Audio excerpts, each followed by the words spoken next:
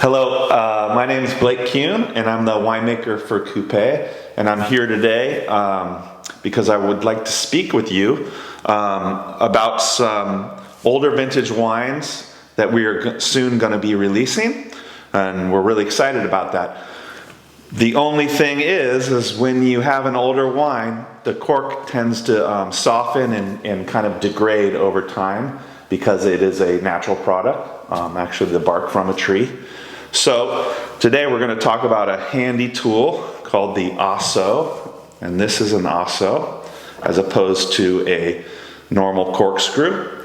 And what's unique about this tool is it is a two-pronged tool that we use to insert between the glass and the cork, and it gently moves down and we can remove a soft cork that way.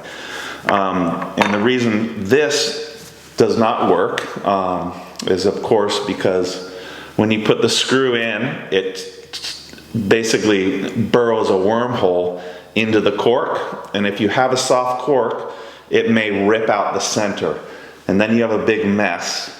And even worse, what happens is you'll play around with that and keep trying and maybe pass it on to another friend who's more skilled than you, and they destroy it even worse, and then finally someone who's super impatient just ends up ramming it down into the bottle. That's usually the sequence of events.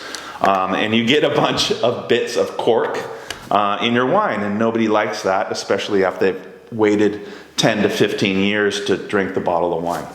So I'm going to be demonstrating today how to use our Osso. Here we go. So first, we're just going to remove the foil to expose our cork. This is a 2010 Marsanne that we're opening up today. So what we want to do first is we take the long side, we're going to enter into the bottle first, and we're just going to go like this and kind of wiggle it in till we can get an edge. And got to be patient. Okay, so we got the first leg in. You got to back it up a little bit to get that second prong in the other side.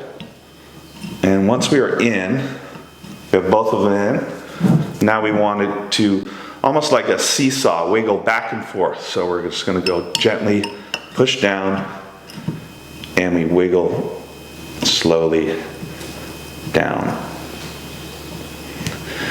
Now you have to pay attention when you're doing this, because if the cork begins to descend into the bottle, you're applying too much pressure and you need to be a little more gentle. So luckily this cork is behaving fairly well, but it's starting to go down.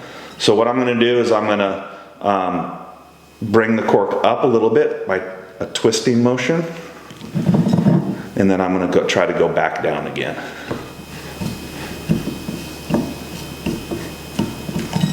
All right, so now we've gotten down to the top of the bottle, and what we're going to do now is, again, you kind of have to feel what the cork is doing as well in order to be successful with this. So I am going to twist and pull up, and it's coming out nicely. I've got a little gap here, so I'm actually going to work it down a teeny bit more, because we want to make sure we get to the very bottom of the cork, because that's the last final difficult piece to remove. All right, and this guy's coming out pretty nicely.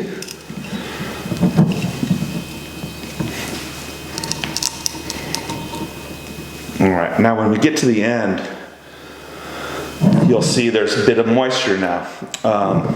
So at this point, I like to grab kind of the side, the two prongs, so we get a good pressure on there, and then we make sure that we come out nice and slowly, wiggle it back and forth, gently,